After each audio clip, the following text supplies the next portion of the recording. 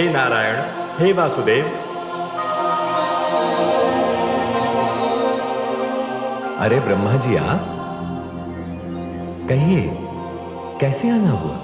वासुदेव, आप सब जानते हैं, सब कुछ जानते हैं, कुछ भी आपसे छिपा हुआ नहीं है। हे नारायण, आप ही का अंश शंखचूड़ भगवान शिव से युद्ध कर रहा है। यह बड़ा अनर्थकारी है। भगवान शिव अपने शिवत्व की मर्यादा तोड़ेंगे नहीं, देवत्व का व्यवहार छोड़ेंगे नहीं, और मेरे वरदान के कारण शंखचूड़ मरेगा नहीं। हे नारायण, मैंने अपने वरदान के द्वारा महाकाल शिव को कितना विवश कर दिया है। अब तो ऐसी स्थिति बन गई है कि ना तो भगवान की पराजय संभव है और ना ही शंखचूड़ की मृत्यु। हे नारायण, अब तो एक ही मार्ग शेष रह गया है कि मैं अपमान का घूंट पीकर स्वयं अपना दिया हुआ वरदान वापस ले लूं। नहीं ब्रह्मा जी, आप आदि प्रजापति हैं। यदि आपके वरदान का कोई अर्थ नहीं रहा तो सतीत्व की मर्यादा अर्थहीन हो जाएगी, पातिव्रत धर्म की महिमा नष्ट हो जाएगी। हे ब्रह्मा जी, इस वरदान के द्वारा समस्त स्त्री जाति का विश्वास दांव पर लगा। आप जानते हैं कि तुलसी जिस शाप से मानवी बनी है, मेरी पत्नी है, जिन पर संसार में नारी धर्म की रक्षा का भार आ पड़ा है। उन्हें शंखचूड़ से विवाह करने का आदेश आप ही ने दिया था। हाँ, यह आदेश मैंने ही दिया था, क्योंकि इसके बिना देवी लक्ष्मी की शाप से मुक्ति संभव नहीं थी। किंतु हे नारायण, मुझे भय है यदि इस समय कुछ न किया गया तो निश्चित ही प्रलय आ जाएगी।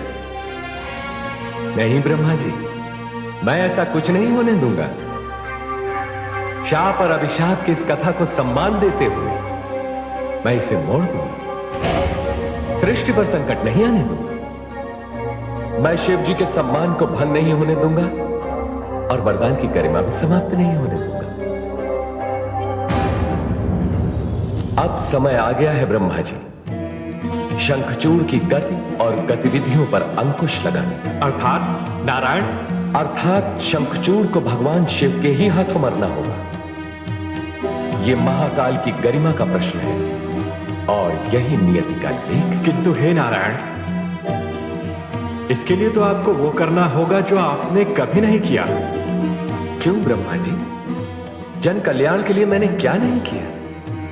मैं मत्स्य नहीं बना, धरती के उद्धार के लिए बाराह का रूप धारण नहीं किया, भक्त प्रहलाद के लिए नरसिंह अवतार नहीं लिया, बल्कि अहंकार को रोकने के लिए वामन का रूप धारण नहीं किया। देश काल और पात्र के अनुसार मेरी भूमिका भी बदलती रहती है, मेरी लीलाओं में भी परिवर्तन होता है। तो अब इस संकट को समाप्त करने के लिए भी मैं जाऊंगा, अपनी ही शापित भार्या का संदेश पाऊंगा।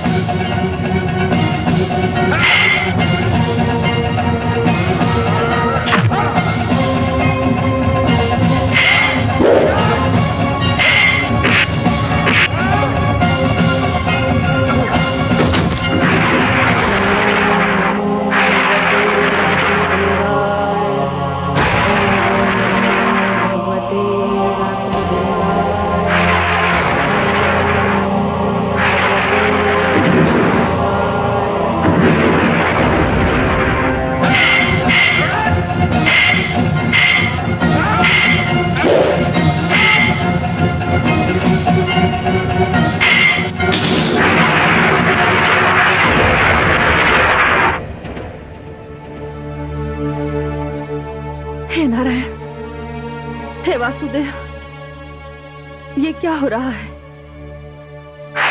मैं जानती हूँ प्रभु, मेरे स्वामी जो कुछ कर रहे हैं वो उचित नहीं है, किंतु इस उचित और अनुचित के द्वंद्व में एक पत्नी की भूमिका कितनी कठिन हो जाती है। हे नारायण, मैं तो अपने पत्नी धर्म का पालन कर रही हूं। मेरी सहायता कीजिए प्रभु, मेरे सुहाग की रक्षा कीजिए, मेरे सुहाग की रक्षा कीजिए प्रभु।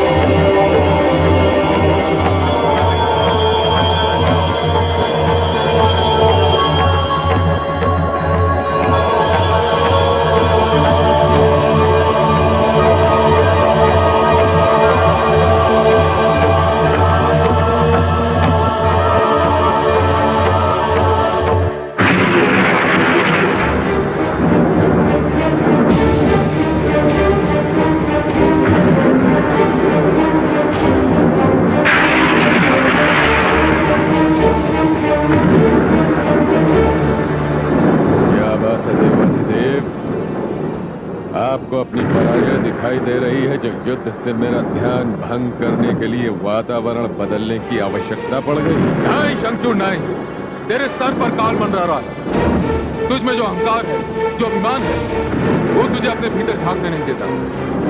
अन्यथा तुझे ज्ञात हो जाता कि तुझ में जो शक्ति है वो तेरी नहीं। मेरी शक्ति मेरी नहीं? जिसे प्रलयंकर शिव न मार सके उससे अधिक शक्तिशाली और कौन होगा? कैलाशपति, आप व्यर्थ की बातें छोड़िए। समझ लीजिए कि कैलाश मेरा हो चुका है। आपकी प्रभुता के दिन गए। पहले प्रभु और फिर विष्णुलोक। सारी सृष्टि हम असुरों की होगी। अब हम ईश्वर होंगे और हम ही पुजारी। सारे मंदिरों में हम होंगे, हम।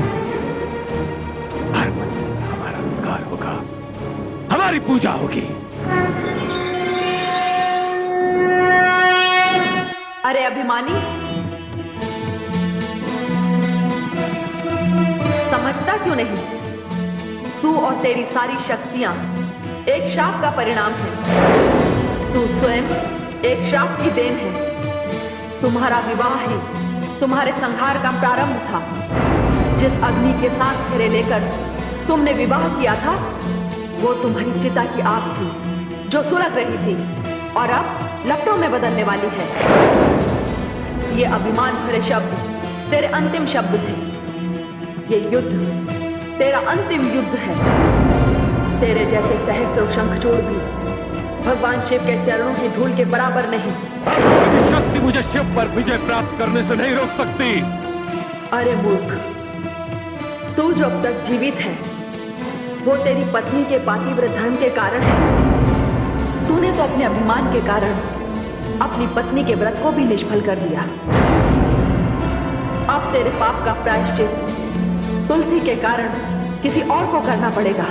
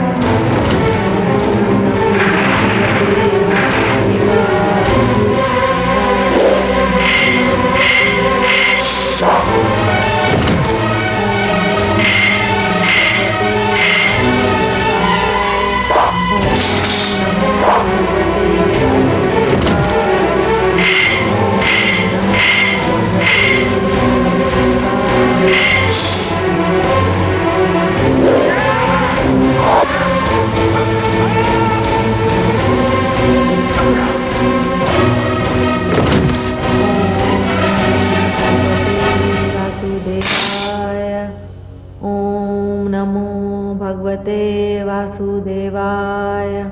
ओम नमो भगवते वासुदेवाय।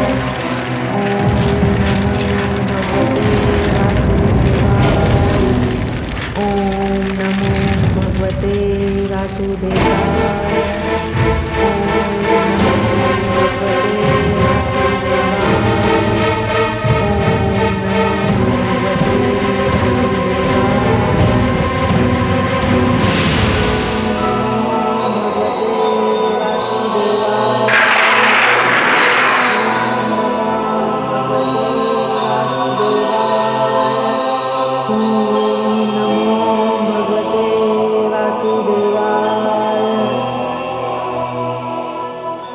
क्षमा कीजिएगा देवी, आपको इस बंधन से मुक्त करने के लिए मुझे ये रूप धारण करके यहां आना पड़ा। आप ही के कारण शंखचूड़ के जन्म के समय मैंने उसमें अपना अंश डाल दिया था, किंतु वो अंश भी असुर को अभिमानी होने से नहीं रोक पाया। वो अपने विनाश की ओर बढ़ता गया। देवी, आप जिसकी रक्षा कर रही हैं, वो सारी सृष्टि में असुर राज की स्थापना करना चाहता है, परंतु मैं ऐसा नहीं होने दूंगा। संसार असुरों के उत्पात से ऊब चुका है। शंखचूड़ का इतना दुस्साहस कि वो महादेव का अपमान करने पर तुला हुआ है, मैं ये भी नहीं होने दूंगा। यदि मैं चाहूं तो शक्ति की कृपा से स्वयं उसका वध कर सकता हूं, किंतु इससे विधाता का लेख बदल जाएगा और मैं स्वयं अपनी दृष्टि में छोटा हो जाऊंगा। आपके पृथ्वी पर आने से शाप की समाप्ति हो चुकी है। मैं जो करने जा रहा हूं वो अनुचित है, किंतु इस परिस्थिति में इससे अधिक उचित और कुछ नहीं हो सकता। मेरी लीला के लिए मुझे क्षमा कर दीजिएगा।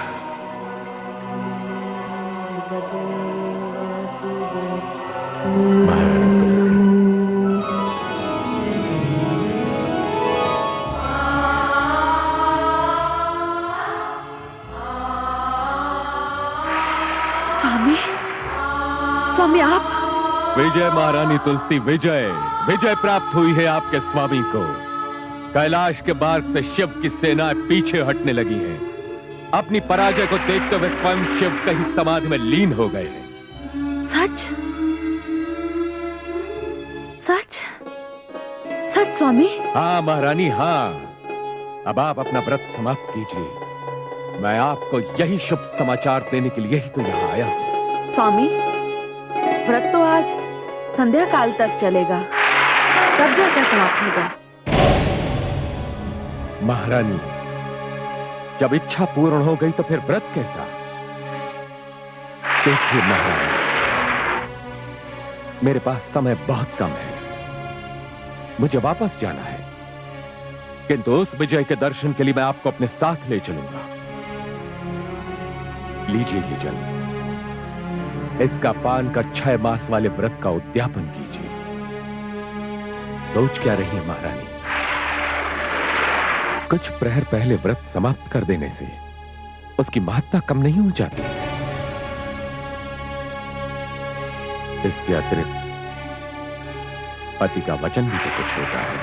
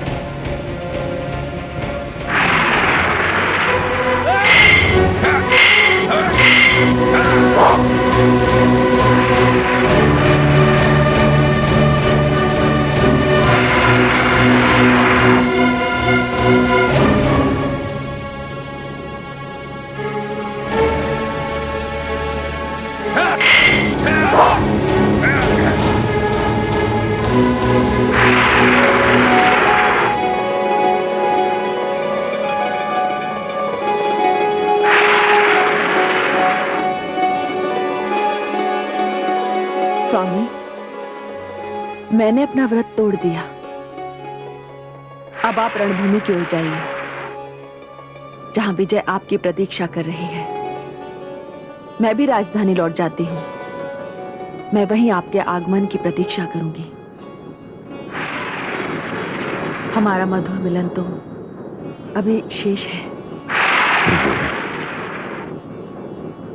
ऐसे अवसर पर मुझे प्यासा छोड़कर चली जाओगी? नहीं, मैं अब और प्रतीक्षा नहीं कर सकता।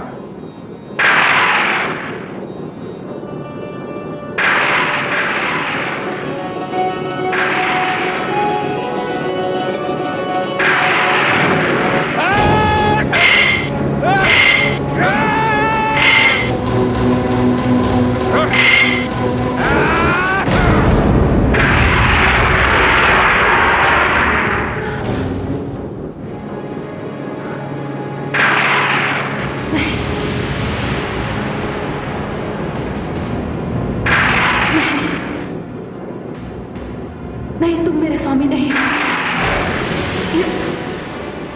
ये मेरे स्वामी का स्पर्श नहीं है।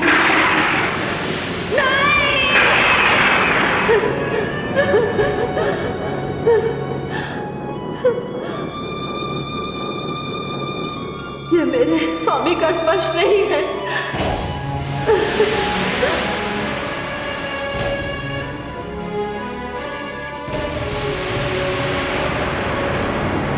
सच बताओ, कौन हो तुम? तुमने मेरा स्पर्श करके मेरा पतिव्रत धर्म, मेरी तपस्या सब भंग की है। शीघ्र बताओ, कौन हो तुम? कौन हो तुम? अन्यथा मैं तुम्हें श्राप दे दूंगी।